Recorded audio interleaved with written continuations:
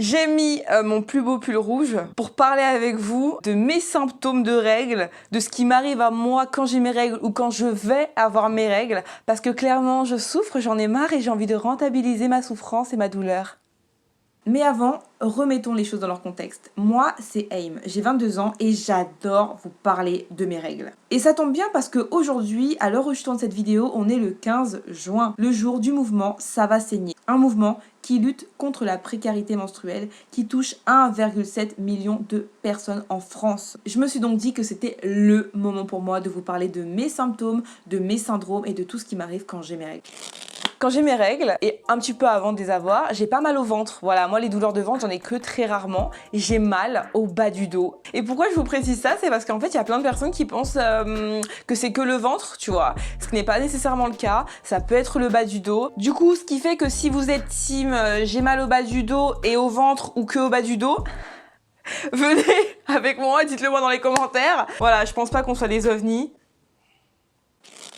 J'ai des gaz. J'ai des gaz, c'est-à-dire que je pète. Mais vraiment, je pète, genre 2 jours avant mes règles et pendant mes règles, j'ai le ventre hyper méga ballonné. Et genre, c'est des paix. C'est ce qui pique les yeux là. D'où vient-il? D'où vient ce paix?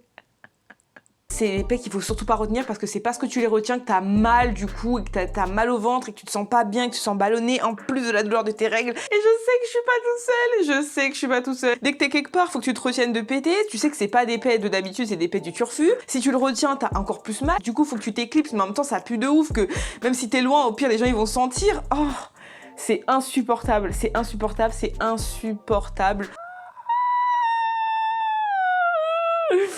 Je sature. Du coup, j'ai même développé ma propre technique pour tout lâcher parce que c'est des gaz en plus des fois qui veulent pas sortir. Genre, tu sais, ils sont là, ils sont ambiants. Position numéro 1, je me mets accroupie puisqu'apparemment c'est la meilleure façon d'aligner en fait son anus à la sortie du paix et aux intestins, tout ça.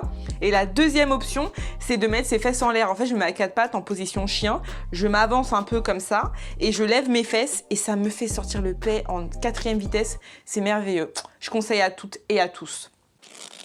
Pour continuer dans le glam, dans le sexiness, j'ai des diarrhées et je fais caca 3 fois plus quand j'ai mes règles. C'est-à-dire que je fais déjà caca 2 fois par jour, ce qui est déjà un bon rythme. Donc je vous laisse imaginer quand j'ai mes règles du coup, à quel point je fais caca. Et donc des fois autant je fais caca, genre juste je fais plus caca, autant la plupart du temps c'est des diarrhées. Les diarrhées où tu cours pour aller aux toilettes. Tu vois ces diarrhées là, les diarrhées où tu dois courir, voilà. Mais vraiment je vous dis, le caca, c'est genre la pièce maîtresse de mes règles. En gros, la seule chose qui peut soulager mes douleurs de règles, c'est de faire caca. Il y a un week-end, je me rappelle très bien, où j'étais pas chez moi et j'ai eu super mal au ventre. J'avais super mal au dos, j'avais mal partout. Je n'arrivais pas à dormir, c'était horrible. Et la seule chose qui a su me soulager, mais du coup, vous allez voir que j'ai pas pu dormir non plus, c'est de rester assise sur les toilettes. C'était l'endroit où je me sentais le mieux, d'être assise, de pouvoir pousser à tout moment pour sortir le sang et le caca. En fait, j'ai vraiment l'impression que mon caca, il est là et il se duplique pour pouvoir me pousser à pousser pour extirper le sang au passage, tu vois ou pas? Et du coup, en fait, quand je suis aux toilettes, je pousse et je perds plein de sang et je pousse et je fais aussi caca. Franchement, j'en ai marre.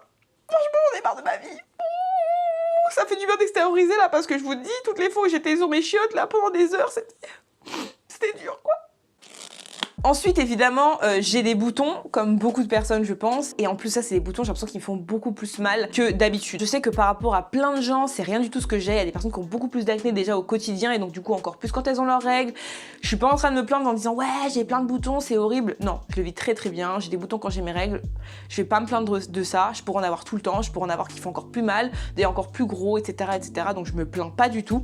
Mais c'est un fait. J'ai beau me laver le visage, pas me laver le visage. J'ai beau mettre des crèmes, pas mettre de crème, rincer mon visage, mettre de l'eau, machin, mettre du truc, rien mettre du tout, ça ne sert à rien. C'est juste mon corps qui réagit comme ça à l'arrivée de mes règles.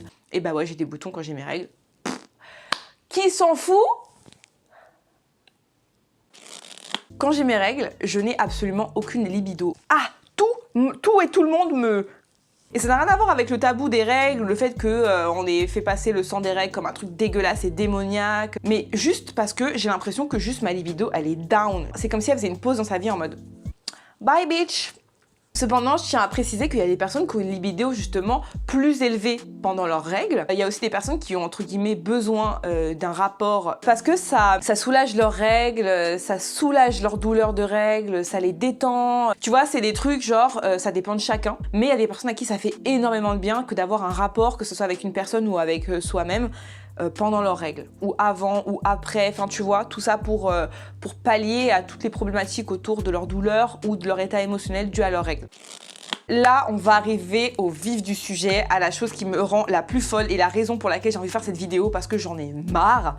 J'ai des spasmes au niveau de l'anus, comme des espèces de crampes. En gros, j'ai mon trou de balle qui se contracte, ou pire, qui pousse sans mon accord, sans me demander la permission. Et c'est même pas genre je fais caca ou quoi, rien du tout. Non, c'est juste, il se serre, il se gaine, comme ça, et moi ça me fait mal. Et genre, faut que je m'arrête de parler, faut que je m'arrête de marcher. Genre vraiment, il y a une fraction de seconde où comme ça, je fige et j'ai mal et tout mon corps je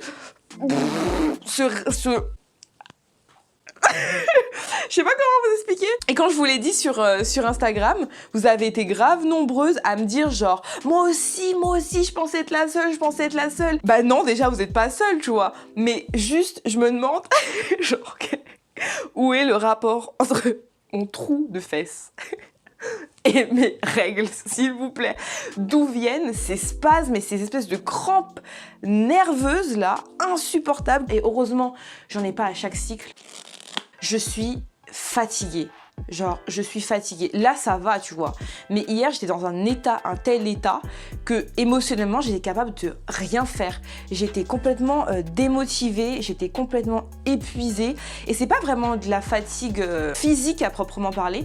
J'ai plus l'impression que c'est de la fatigue mentale et psychologique. C'est comme si j'avais fait un effort psychologique pendant genre des mois et que là enfin je pouvais relâcher ma tête en fait. Vraiment c'est psychologiquement que je suis fatiguée. Mais sachez qu'il y a aussi des personnes qui passent par des phases de déprime avant leurs règles, qui passent par des phases de dépression avant leurs règles. Ça peut aller jusqu'aux pensées et aux envies suicidaires juste à cause de leurs règles qui vont arriver. Et c'est pas des blagues, c'est vraiment réel et il y a vraiment des personnes qui vivent ça. C'est tout simplement toute une histoire d'hormones qui influe sur votre état psychologique. D'ailleurs, je vous conseille un compte Instagram qui s'appelle SPM ta mère, qui est vraiment un super compte Instagram qui justement ouvre le dialogue sur les SPM. Mais en tout cas, c'est des choses qu'il faut savoir parce que si vous savez pas que c'est vos règles qui vous provoquent ces états psychologiques, ça peut aller très loin et ça peut être très très grave. Donc n'hésitez pas à vous faire suivre, n'hésitez pas à en parler à vos amis et à votre famille, n'hésitez pas à vous renseigner sur le sujet parce que c'est vraiment important. Regardez comment votre corps il change, comment vous changez émotionnellement et physiquement. Ça vous permettra de mettre des mots dessus et peut-être de mieux le vivre.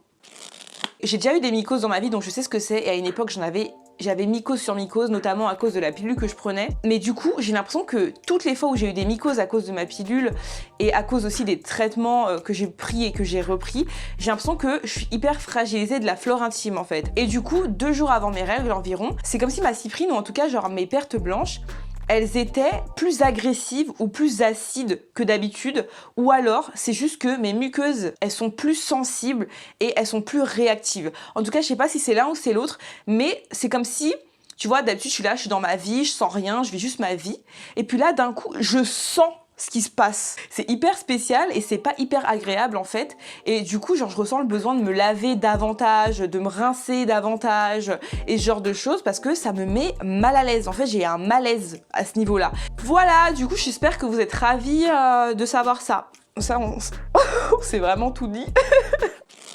Et la dernière chose que je voudrais vous dire, c'est par rapport au sang, du sang que moi j'extire. Mais en gros, mon sang, des fois il est rouge, des fois il est rouge vif, des fois il est marron, des fois il est noir, des fois c'est hyper liquide, parfois il est gluant, il est compact, il est épais, des fois c'est les deux en même temps. Moi ça me dégoûte pas du tout parce que j'ai aucun problème avec le sang, surtout depuis que j'ai des serviettes lavables, des culottes lavables, vraiment c'est un truc sur lequel j'ai fait la paix à 100%. Mais je pense que en fait le sang des règles des autres, on le voit jamais, on voit que le sien toute notre vie. Ou du coup, je pense qu'il y a plein de personnes qui doivent se dire ah moi moi c'est un peu dégueulasse, ça a l'air un peu crade, ah c'est gluant, ah c'est collant, ah c'est super liquide, ah c'est super épais, ah c'est ci, ah c'est ça, ah c'est ci, ah c'est ça. Voilà, c'est pour ça du coup que je vous en parle et que je le décris, parce que si vous avez un de ces types de sang, sachez que vous êtes absolument pas seul et que c'est même normal d'avoir une variante, le sang qui sèche, le sang qui coule, le sang qui coagule, le sang qui fait des petits amas, etc. etc. C'est juste le sang de tes règles et c'est tout quoi, genre c'est pas dégueulasse et c'est pas choquant et c'est pas le truc de l'année et t'es pas bizarre et on est énormément à être comme ça.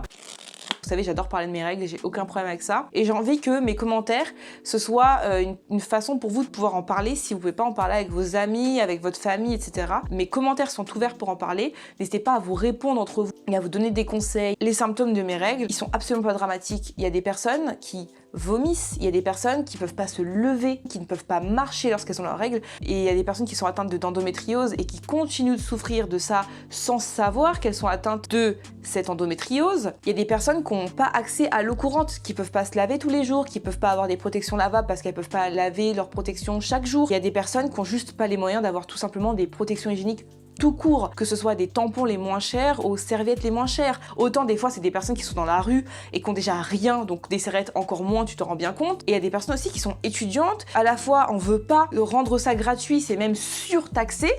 Mais par contre, faut pas qu'elles en parlent, il faut pas qu'on le voit, il faut pas en parler, il faut surtout pas le montrer, il faut surtout pas dire que t'as tes règles. Mais par contre, on te donne rien pour subvenir à ces besoins-là. On te dit cache-les. Mais moi je te dis avec quoi? Tu vois ce que je veux te dire? Déjà de 1, on devrait pas les cacher, et en plus de ça, avec quoi? Moi je fais en sorte que mon sang ne coule pas devant tes yeux choqués et ébahis.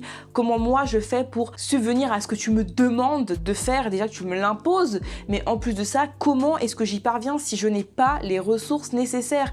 Et en plus de ça, une fois que j'ai enfin trouvé des moyens de me payer des protections hygiéniques, j'ai 95% de chance pour que cette protection hygiénique nuise à ma santé parce qu'elle est blindée de produits chimiques, de produits plastiques et de perturbateurs endocriniens. Ça veut dire quoi? Tu me stigmatises, tu me forces à les cacher et en avoir honte, mais en même temps, j'ai pas un accès facile à ces protections qui me permettent de subvenir à ces besoins. Et en plus de ça, je mets ma santé en danger une fois que je les ai payées. Je mets ma santé en danger avec ces mêmes serviettes qui m'ont coûté une blinde. Et en plus de ça, je souffre, j'ai mal, je peux passer par des phases de déprime, de dépression, voire des envies suicidaires. J'ai mal absolument partout, je peux en vomir. Je ne suis pas diagnostiquée quand j'ai une endométriose et on me dit que c'est rien du tout madame et que c'est normal d'avoir mal et que c'est rien, arrêtez un peu de vous plaindre.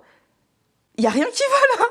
Il y a rien qui va. C'est pour ça que le mouvement Ça va saigner, je l'ai trouvé trop cool parce que c'est justement la meilleure réponse à toutes les personnes qui nous disent de chuchoter et de se taire et de pas parler des règles. Continuez à en parler à vos mecs, continuez à en parler à vos sœurs, continuez à en parler à vos amis, continuez à en parler à vos frères, à vos pères, à vos mères, à tout le monde en fait. La société, les gens qui vous voulez, vous pourrez me dire toute l'année que c'est dégueulasse, vous pourrez me dire toute l'année qu'il faut chuchoter, je m'en fous. Tant qu'on essaiera de me forcer à avoir honte de ce que je n'ai même pas choisi d'avoir, je continuerai à en parler comme t'as jamais vu quelqu'un en parler dans toute sa vie. Ma vidéo en soi, elle va pas changer le monde, elle va pas waouh faire tomber le gouvernement et rendre toutes les protections hygiéniques gratuites et safe. Moi j'avais juste envie d'en parler avec vous, j'avais juste envie d'ouvrir le sujet, j'avais juste envie de rentabiliser ma souffrance, ma douleur et tout ce sang qui s'écoule de mes parties intimes. En tout cas, n'hésitez pas à partager votre avis dans les commentaires, ça m'intéresse. Et sur ce, je vous fais de gros bisous et je vous dis à bientôt.